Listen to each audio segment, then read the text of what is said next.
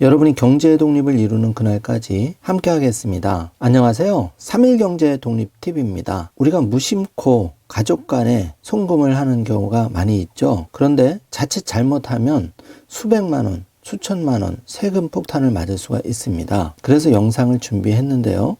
오늘 궁금하신 분들은 영상 끝까지 함께 해주세요.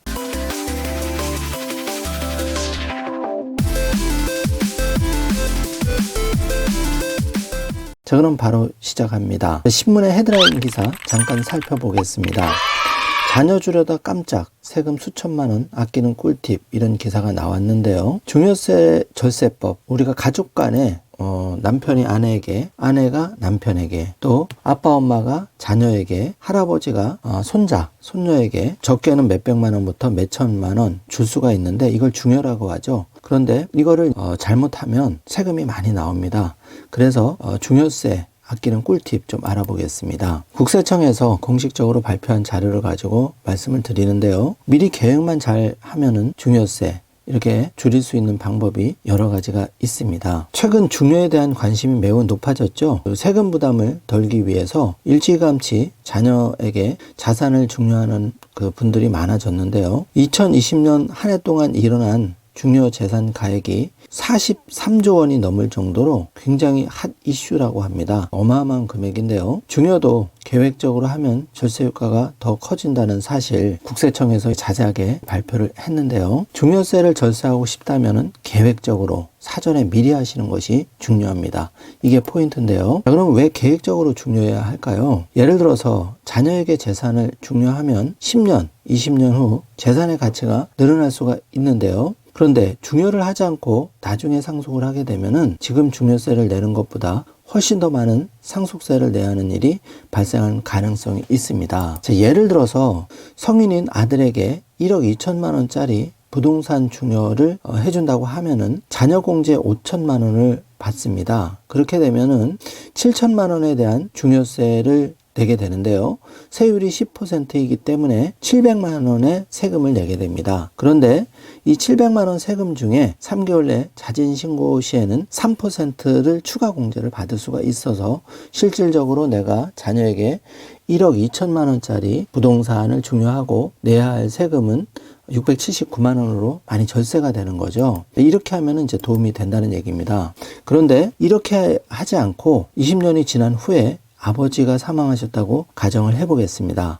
그러면 이제 사망하게 되면은 상속이 발생하는데요. 예를 들어서 이 부동산이 가치가 상승해서 1억 2천만 원짜리가 6억 원이라고 하면은 1억 2천만 원에 대한 중요세보다 상속세가 높은 것은 뭐 상식적으로 뻔하겠죠. 그래서 앞으로 이렇게 오를 부동산이나 재산을 미리 중요해 주는 것이 절세의 꿀팁입니다. 그래서 실제 많은 분들이 이렇게 사전 중요, 자녀에게 부동산이나 또는 다른 재산을, 금융재산도 먼저 넘겨주는 경우가 많이 발생하고 있죠. 농촌만 가보더라도 농사 짓지 않는 땅들 미리미리 중요를 해주는 경우가 많이 늘고 있습니다. 바로 이런 이유 때문인데요. 여기서 또 하나의 꿀팁을 드리겠습니다. 자, 성인 자녀 10년간 5천만 원 이하로 미리 중요를 하면은 세금을 한 푼도 안 내고 돈을 넘겨줄 수가 있는 겁니다. 만약 상속재산이 적어서 내야 할 상속세가 없다면 이미 납부한 중요세를 환급받을 수 없기 때문에 손해를 볼 수도 있는데요. 이럴 때는 부모가 중요 공제 금액 이하로 중요하면 되는데, 예를 들어서 가족 간의 중요일 경우 지금 보는 표대로 중요를 하시면 최고로 유리합니다. 예를 들어서 그 배우자,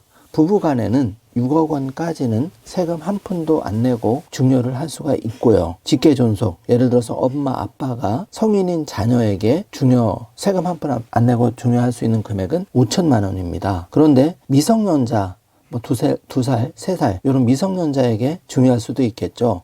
그거는 직계 존속인 경우에 2천만 원까지 세금 한 푼도 안 내고 해줄 수가 있습니다. 꼭 참고하셔서 사전 중요를 통해서 활용하시면 많이 도움이 됩니다. 보통 중요세 기간, 그 과표 기간이 10년 단위로 10년간 누적공제 개념이기 때문에 중요를 생각하고 있다면 10년 단위로 계획을 세우고 잡고 중요하는 것이 유리합니다. 예를 들어서 지금 중요를 한다면은 5천만 원을 성인 자녀에게 그냥 공짜로 줄 수가 있는 거고요. 또 10년이 지난 다음에는 다시 5천만 원을 줄 수 있기 때문에 예를 들어서 지금 태어난 아기에게 1천만 원이든 최대 2천만 원이든 중요를 해주고 자녀가 11살 시점에서 10년이 지난 시점에서 다시 1천만 원이나 2천만 원을 중요해 준다면 세금 한 푼도 안 내고 중요를 할 수가 있는 거죠. 그리고 이 자녀가 21살이 됐을 때 이제 성인이 됐으니까 다시 5천만 원을 중요해줘도 세금은 한 푼도 안 낼 수 있다는 얘기입니다.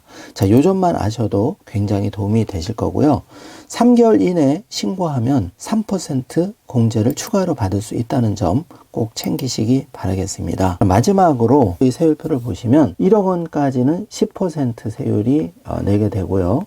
1억에서 5억까지는 20% 세금을 내게 되는데 여기에 대해서 정부에서 누진공제로 빼지는 금액은 1,000만 원입니다. 이런 식으로 중요세가 계산된다는 점 참고해 주시고요. 우리가 국세청 홈택스에 들어가시면은 중요세 신고 또 간단한 계산 해볼 수가 있는데 요거를 활용하시면 많이 도움이 되실 것 같습니다. 이번 시간에는 내가 미성년 자녀에게는 2천만 원까지 세금 한 푼도 안 내고 현금 줄 수가 있다.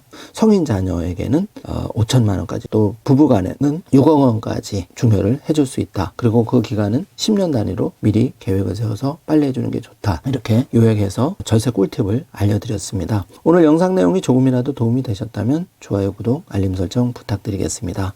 영상 시청해 주셔서 감사합니다.